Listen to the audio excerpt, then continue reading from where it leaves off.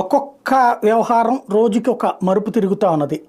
బాబు పవన్లకి సంబంధించి ఇప్పుడు అతిపెద్దదైనటువంటి పరీక్ష ఒకటేంటంటే వీళ్ళ ద్వారా వీళ్ళు లిస్ట్ రిలీజ్ చేయడం ఇదంతా ఒక ఎత్తు అయితే, రేపు తాడేపల్లిగూడెంలో సబ్ పెడుతున్నారు. ఇప్పుడు అసలు పరీక్ష ఏంటంటే, మొన్న ఇది లోకేష్ సబ్ పెట్టారు. 10 లక్షలు అన్నారు, 2-3 లక్షల మంది దాకా మొబైలైజ్ చేయగలిగారు. తెలుగుదేశం పార్టీ ఇన్ని సంవత్సరాల్లో చేసిన అతిపెద్ద సభ అది.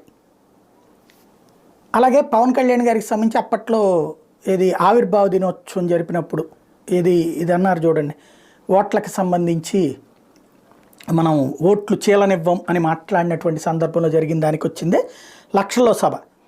అది పక్కన పెడితే ఇప్పుడు కీలకమైనటువంటి అంశం ఏంటంటే